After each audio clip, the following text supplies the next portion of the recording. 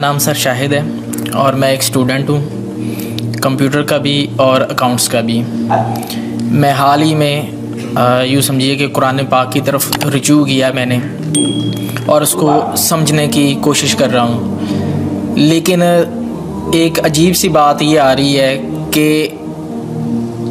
اتنا زیادہ میٹر موجود ہے قرآن پاک کو سمجھنے کے لیے بھی کہ اس کے کوئی بنیادی اصول سمجھ میں نہیں آ رہے ہیں کہ انڈرسٹینڈنگ اس کو کیسے کرنی چاہیے، سٹیپ وائز کس طرح اس کو سمجھنا چاہیے، آیا کہ ناظرہ اس کو کرنا چاہیے،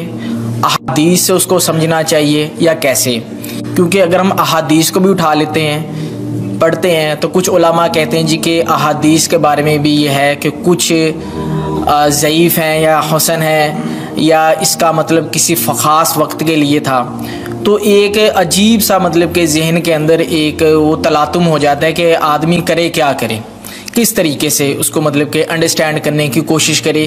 کہ وہ ایک سیدھی راہ کے اوپر آ جائے کہ اسے قرآن پاک کی بنیادی جو تعلیمات ہیں ان کے اوپر چل کے کم لیکن کامل علم کو حاصل کر سکے۔ قرآن مجید کی طرف آپ کا رجوع ہوا ہے، توجہ ہوئی ہے، اس کو اللہ کا بہت بڑا فضل اپنے اوپر سمجھیے، اور جب اللہ کا فضل ہو تو پھر اس کا شکر بھی ادا کرنا چاہیے اللہ کے جناب پہ۔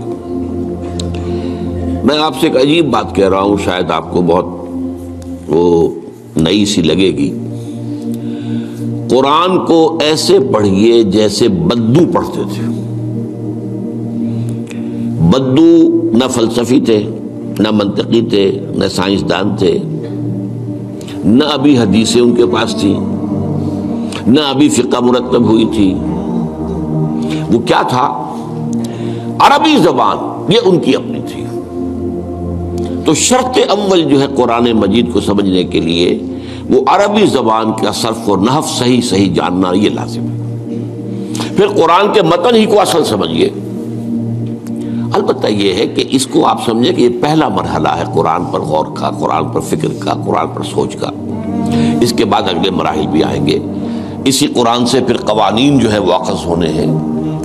اچھا، اس میں بعض سے واقعات ایسے ہیں کہ جو تو ایک تاریخی حیثیت رکھتے ہیں، اب ان میں اس واقعے کے ضمن میں تفصیل میں کہیں کوئی اختلاف ہو گیا تو کوئی حرج واقع نہیں ہوتا۔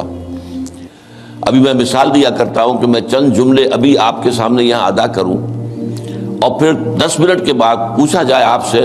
تو ہر شخص جو ہے اس کو کہے گا، وہ جواب جو میرا دے گا وہ مختلف ہوگا، اس کا اس میں اس کی اپنی بات بھی شامل ہو جائے گی، اور سوچ میری بات سنتے ہوئے بھی جو اس کا سبجیکٹو مائنڈ ہے وہ اس کے اندر اس وقت حاضر ہوگا، وہ اس سے اس کوئی نہ کوئی نتیجہ اس خود اپنی اس سبجیکٹو مائنڈ کے حوالے سے حاصل کرے گا، وہ بیان کرے گا۔ تو ان چیزوں میں احادیث میں اگر کوئی اختلاف بھی ہو جائے تو اس میں پریشان ہونے کی ضرورت نہیں۔ ابھی ہمارے ہاں یہ جمعے کے اجتماعات میں حدیث جبرائیل جو ام السنہ کہلاتی ہے، جیسے سورہ فاتحہ ام القرآن ہے، ایسے حدیث جبرائیل ام السنہ ہے، سنت کی جڑ اور ماں۔ اب اس کی جو روایات آئی ہیں اس میں مختلف اختلاف ہے، الفاظ کا اختلاف ہے، ایسنس ایک ہے، مفہوم ایک ہے، الفاظ میں بڑا فرق ہے، تفاصیل کا فرق ہے۔ تو اس حوالے سے اس میں گھبرانے کی ضرورت نہیں ہے۔ پھر یہ کہ فقہی معاملات کے اندر اختلافات ہو گئے، وہ بھی نیچرل ہیں۔ آپ کو معلوم ہے کہ ایک ہی مقدمہ ہوتا ہے، 8 جج بیٹھے ہوئے ہیں ایک بینچ پر، 5 کا فیصلہ ایک ہے، 3 کا ایک ہے، اور بھی تقسیم ہو سکتی ہے۔ قانون وہی، اور یہ میں بات کر رہا ہوں سپریم کورٹ کی یا ہائی کورٹ کی، وہاں پہ تو ظاہر بات ہے وہ نئے بیانات نہیں لیے جاتے، وہ جو بھی فائل ہے وہ تو بہت پہلے سے تیار ہو چکی ہے، اس کے اوپر بحث ہوتی ہے، صرف اسی سے اخذ کیا جاتا ہے، مطلب ان کا وہی رہتا ہے، اس کے اندر تبدیلی نہیں ہو سکتی، اس موقع پر کوئی نئی گواہی نہیں آتی۔ تو اس اعتبار سے ان چیزوں پہ گھبرانے کی ضرورت نہیں ہے۔ البتہ آپ آغاز جس طریقے سے کریں وہ میں نے آپ کو بتا دیا ہے، اس میں یہ کہ آپ اصل میں ان تمام جو چیزیں ہیں اضافی، ان سے ذرا صرف نظر کرتے ہوئے عارضی طور پر پہلے قرآن کو ایسے پڑھیے جیسے بدو پڑھتا تھا۔ اور وہی بات تھی کہ بدو پھر جس طریقے سے موٹیویٹ ہوا ہے، بدو سے مراد میں صحابہ کو عام طور پر لفظ دے رہا ہوں، ان کی اس کے لیے وہ نہ سمجھیے کوئی توہین کی بات ہے، مطلب یہ کہ میں اس معنی میں کہہ رہا ہوں کہ وہ لوگ فلسفی نہیں تھے، کوئی پڑھے لکھے لوگ نہیں تھے، بلکہ امت کا نام ہی ہے یہ جو ہے امیین، ان پڑھ لوگ،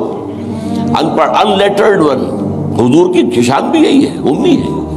تو تو انہوں نے قرآن کو جس طور سے سمجھا ہے وہ ہے بہترین طریقہ قرآن کو سمجھنے کا، اور اسی سے پھر وہ صحیح موٹیویشن ہوتی ہے کہ انہوں نے